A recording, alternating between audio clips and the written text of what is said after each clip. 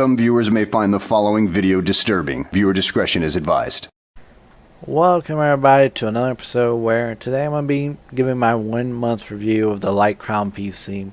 Before I start, if you guys could like, subscribe, and comment and share my video, it really helps out my channel and it helps other people decide if this computer is right for them, considering this is a review of it. With that said, is the LYTE CROWN PC worth it? The answer is complicated. What you're getting is an i3 3220 GTX 1052GB.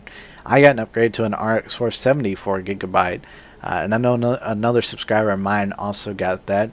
500GB HDD, 450 watt PSU, which is your power supply, and Windows 10. I got Windows 10 Pro, but I did go on their website and they said that they're only giving Windows 10 now, regular old Windows 10. You're also getting 8 GB of RAM clocked at 1333 MHz. These are pretty decent specs minus that i3 3220. Also, the RAM, I would prefer to see that clocked at like 1666 MHz, so it might be something I upgrade in the future. What are you looking at in terms of performance? GTA 5 runs at between 30 and 40 FPS. I've seen it go like 46 FPS. That's without mods. GTA 5 with LSPDFR runs between 20 and 30 FPS with texture issues big time. There's a fix for that, which is turning your graphics all the way on high. That's if you have the RX 470 4GB. Turning your graphics on high and ultra, like the highest they can go, and also and don't go into advanced presets and change those because you can actually make it slower. But also going into pressing Control Shift to escape, going to details and turning the game's priority on high. So that can help too, and it has helped in the past for me. Also, American Truck Simulator plays between 40 and 60 FPS. It mainly plays on 60 in like the country roads and California. I have seen it go as low as like 40, and that was in Washington, but it doesn't go below playable, and that's game set at ultra as well. Hitman 2 feels like 30, but it can dip during intense moments. This game is actually Hitman. Hitman 2 and Hitman kind of are built on the same architecture, so I think they're going to be pretty comparable. I meant to actually put Hitman here, so please forgive me.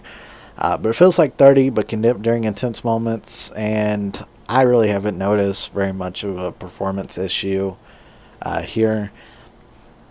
It does feel like sometimes, like when you're running or there's a lot of people in the room, it dips, and it can be stuttery, but it's something that it's noticeable, but it's not going to impact your playing. It might ruin your immersion, but I've been able to complete missions just fine with it like this.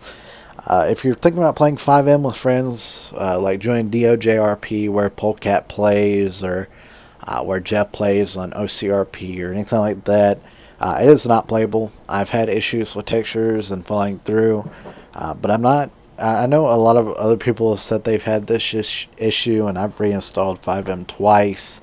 I don't understand why this is, but I'm going to be looking into it. If I do find a fix, I'll let you guys know. Wreckfest. This game's on the medium preset. I forgot to say Hitman's also on the medium preset. It feels like 30 and 60. It feels like it dips sometimes, but it's nothing that's below playable except for one mission that I've gotten to so far, which is in the junior amateurs, and that was the what's it called, the like it's like a bus race or something like that, where you're in a tiny car and the buses are racing around you. I had to end up turning the graphics on the lowest possible to get enough frames to actually beat it. And also actually had to get a controller to beat that mission as well. I wasn't able to complete that with the mouse and keyboard. Other than that, Remnant from the Ashes. This game is set on the medium preset as well. I haven't tried turning it down to low, but it seems like it plays between 20 and 30. And it's definitely it definitely plays better than something like GTA 5 with LSPDFR. Like, I noticed I'm missing my shots a lot more with GTA 5 than with Remnant from the Ashes, where, yeah, it can be stuttery, but it's micro stutters compared to LSPDFR. Other than that, Need for Speed Hot Pursuit, this is kind of disappointing, and you'll be like, Bavard, why is it disappointing? Well, because this is a 10-year-old game going on 11 years old, and you're only getting an average of 30.8. It does feel like you're playing between 30 and 60 most of the time. That's just an average. That's kind of sad. I would like to see that being like a perfect 60 on high settings, which is what I'm playing at to achieve that average of 30.8. This computer feels like it's more for like PS3 games minus GTA 5 and lower end titles like American Truck Simulator and Hitman will work fine, and Wreckfest as well. But mainly you're going to be looking at games from like the PS3 era, which is sad considering you're spending $400 on a computer, but getting so little in return, if that makes sense. Like, I can go buy, like, probably go find buy a PS4 and buy like 4 or 5 new games for that price. Actually, it's more like 4. So yeah, that's sad. I did actually end up spending $430 on this because of taxes and whatnot.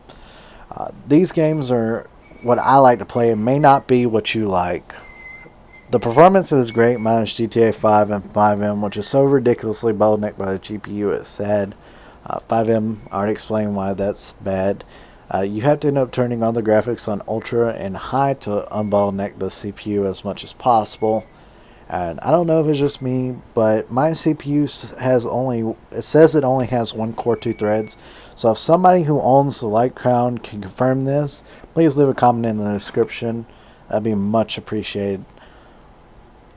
What aggravates me the most is that this computer is marketed as a gaming computer, and it struggles with a lot of newer games, but I can't in good conscience recommend another computer like the LYTE Hyper PC, because it's $200 more, but you're not getting $200 more worth of performance, and I'll explain that in the next slide.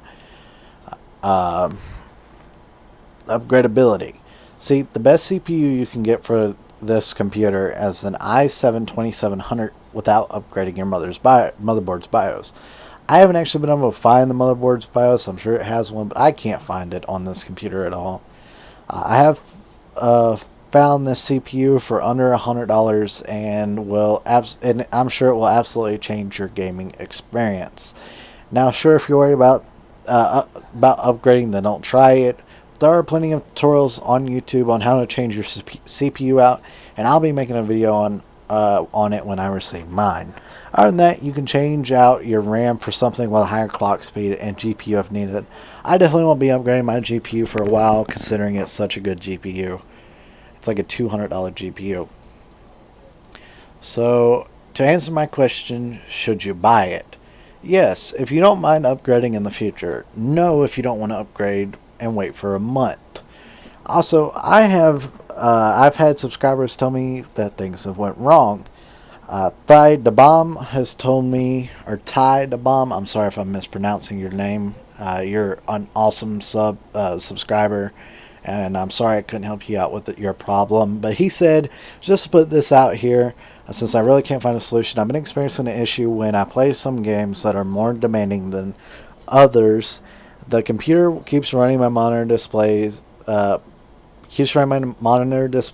still frame of a random color. Sometimes it's black, sometimes gray, and even once it was orange. So if there is a solution, or if you have any idea, please reply to me. I need help, and I need to know what the problem is with my computer. I did end up hitting him up on Discord and tried to help him the best I could. Unfortunately, I wasn't able to. And I recommend that he go contact the company to have his GPU replaced. Philo says, "Be careful. I bought as well, and my power supply caught fire yesterday."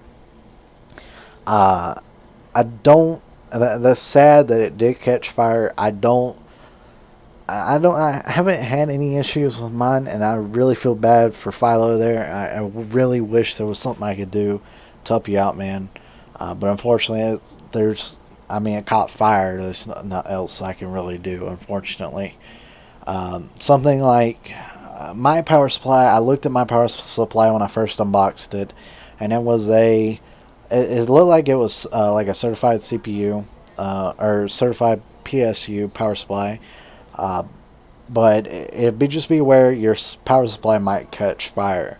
I like to thank both of them for contributing to my comment section and also contributing their knowledge with the Fortnite Mr. The Bomb told me about the performance. So that's the end of my video. Unfortunately, for those guys, I can't help them. I'm really sorry. But if this helped you out at all, please like and subscribe. It does help up my channel, like I said. And I'm hoping that this review helped you. So, with that said, this has been Bavard.